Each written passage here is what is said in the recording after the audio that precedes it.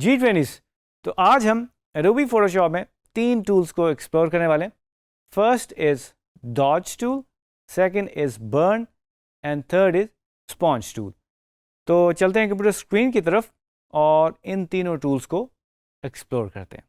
G20s, तो मेरे सामने एक इमेज जो है वो ऑलरेडी ओपन है और हम जो तीनों टूल्स हैं इस इमेज के ऊपर अप्लाई करेंगे। First is dodge tool, second is burn and third is sponge tool. So basically इस टूल की मदद से हम जो इमेज के अंदर एरियाज हैं वो थोड़े से ब्राइट करते हैं, यानी कि लाइटर साइड पे करने की कोशिश करते हैं। या आप दूसरे वर्ड्स में कह सकते हैं, अगर हमने कुछ इमेजेस में हाइलाइट्स और लेने हो तो वो हम इंक्रीज़ कर सकते हैं, even the mid tones and the highlights and the shadows. तो ये अप्लाई करके देखते हैं इमेज के ऊपर। इस पर मैं क्लिक कर दूंगा और उसकी जो शॉर्ट की है that is O, right. So I am going to zoom in, control plus से जूम इन कर सकते हैं। फर्स्ट ऊपर वाले पैनल पे आप देख सकते हो ब्रश का मैं आपको ऑलरेडी बता चुका हूँ कि आप इसको सॉफ्ट भी रख सकते हैं, हार्ड भी रख सकते हैं, और इसके अंदर और बी ब्रशेस हैं हमारे पास, टेक्सचर ब्रशेस हैं। अच्छा जी, अब जो रेंज आप देख रहे हो that is mid tone, shadows and highlights. So first I choose mid tone, यानी कि जो इस स्किन के अंदर जो मिड टोन्स हैं, और आप देख सकते हो इस एरिया को मैं मिड टोन्स कहूँगा और इस एरिया को बेसिकली मैं थोड़ा सा हाईलाइट्स कहूँगा क्योंकि आपको थोड़े से ब्राइटर लग रहे हैं। और ये जो नाक के ऊपर बेसिकली ये जो स्पॉट बन रहा है इसको भी हम थोड़ा सा हाईलाइट कहेंगे। आँखों के अंदर ये जो थोड़ी सी हमें शाइन नज़र आ रही है इसको भी हम हाईलाइट्स कह सकते हैं। और डार्क्स यानी कि शेडोज़ हम इन पार्ट्स को कहेंगे जो कि बेसिकली बालों की और जो फेस की जॉ लाइन की जो लाइन बन रही है, और आप देख रहे हैं जो पीछे हमें थोड़ा सा कान नज़र आ रहा है, इनको हम शेडोज़ कहेंगे। नेक एरिया को भी बेसिकली हम शेडोज़ कहेंगे और इन एरियाज़ को हम शेडोज़ कह सकते हैं जो कि थोड़े से डार्कर हैं इस इमेज में। Okay, so what I am going to do is, मैं सबसे पहले इसकी कॉपी लूँगा, कंट्रोल जे करूँगा और इस लेयर की मैं कॉपी बना लूँगा और इसको हम लेबल कर लेते हैं डॉज के नाम से। ठीक है जी, राइट। और अगर मैं थोड़ा सा ब्रश साइज़ बढ़ाऊँ अपना और एक्सपोजर जो है उसको अभी लेट्स से अगर 100 करते हैं तो आप देख सकते हो जो स्ट्रोक जब मैं अप्लाई करता हूँ तो बहुत ब्राइट हो रहा है। अगर मैं सेकंड टाइम प्रेस करूँ तो मज़ीद ब्राइट हो जाएगा। सो कंट्रोल जी करूँगा और इसको हम 50% पे ले जाते हैं। और एयर ब्रशिंग का भी बेसिकली हमारे पास ऑप्शन है। अगर मैं इसको प्रेस करके रखूँगा जिस तरह एयर ब्रश को यूज़ कर रहे हो, और उसको अगर दबा के रखें तो उसमें से पेंट निकलता रहेगा। अगर मैं इस आइकन को प्रेस कर दूं और उसको दबा के रखूं तो यू कैन सी ये ब्राइट होता जाएगा।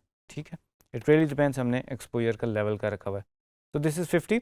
और मैं चाहता हूँ ये वाले जो हाईलाइट्स वाले एरिया हैं इसको हम थोड़ा सा मज़ीद और हाईलाइट कर लें। तो it will give us a feel कि इस साइड से थोड़ी सी जो लाइट है वो ज़्यादा आ रही है, और एक्सपोजर मैं थोड़ा सा मज़ीद कम करने की कोशिश करूँगा क्योंकि आई हैव अ फीलिंग के कुछ ज़्यादा हो रहा है। ठीक है, और थोड़ी बालों वाली साइड से भी हम थोड़े से करने की कोशिश करते हैं ताकि हम एक अच्छा सा मज़ीद हाइलाइट्स बना सकें। ठीक है जी, ये हो गया। और बैकग्राउंड की मैं एक और कॉपी लूँगा और इसको हम बिल्कुल फ्रंट ऊपर ले जाएंगे और इसको हम कह देते हैं बर्न। ठीक है जी, जो बर्न टूल है बेसिकली इट्स लाइक कि अगर आप पेपर पकड़ें और नीचे से कैंडल लें और उस पेपर को बर्न करने की कोशिश करें तो आपको वो डार्क कर देगा आपका paper. So same manual technique जिसको डिजिटली कन्वर्ट कर दिया गया है, वो अब हम इस इमेज में डार्क्स को अचीव करने के लिए, यानी कि अगर हमें थोड़े से कॉन्टूर्स और जो है वो इन्हेंस करने हैं, वो हम अब इस इमेज के अंदर यूज़ करेंगे। So image to image, case to case different होगा, आप डिफरेंटली इसको यूज़ करेंगे अपने पर्पज़ के लिए।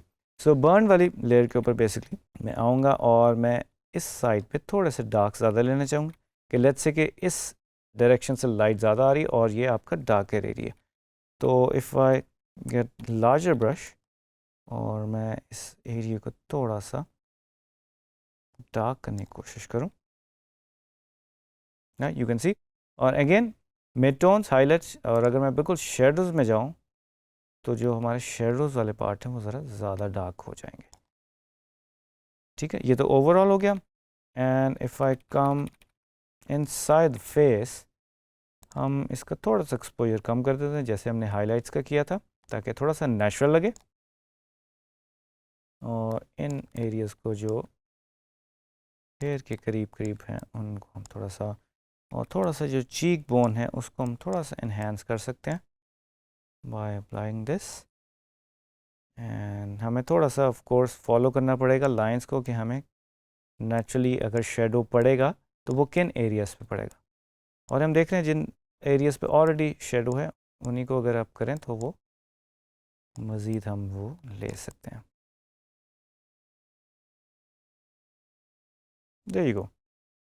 सो ओरिजिनल अगर मैं बैकग्राउंड में देखूं और इसको बर्न को ऑन करूं तो यू कैन सी हमने कुछ एरियाज़ को डार्क कर दिया। सो इमेज में अगर डार्क्स को अचीव करना है तो this is the tool to use, और इसमें हमें ड्रॉ करना पड़ेगा, हमें ड्राइंग की स्किल्स अपनी थोड़ी सी बेहतर करनी पड़ेगी। एंड डॉज में जाएं तो आप देख रहे हैं इसमें हमने हाईलाइट्स डाल दिए, और अगर मैं इसको मल्टीप्लाई कर दूं लेट्स से, और इसकी ओपेसिटी को थोड़ा सा हम कम कर दें, एंड यू कैन सी हम इसमें दोनों चीज़ें अचीव करें। अगर मैं डॉज को ऊपर कर दूं और इसको हम you can apply different layer styles, and if you go for spot you can see we've done some changes। हमें थोड़े से highlights भी मिल गए, थोड़ी सी जो है वो saturated हो गई है, but that's fine।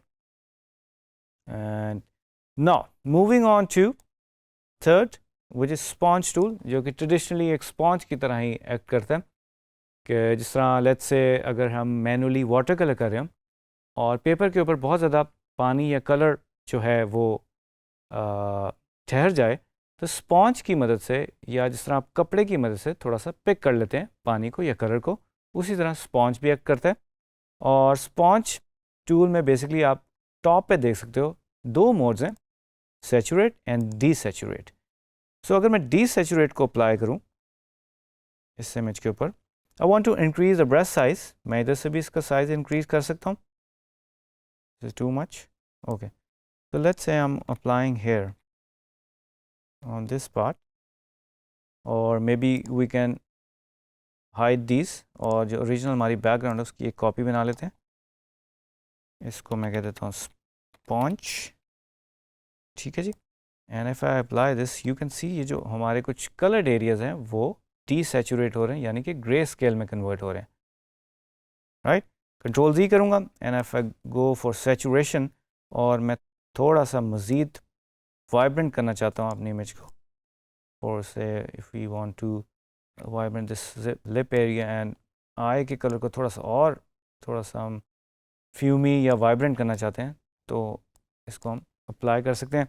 But again you see ये थोड़े से जो इस तरह की इम्प्योरिटीज़ आ गई जो कि थोड़ी सी नेचुरल नहीं लग रही, सो हमें अवॉइड करना पड़ेगा।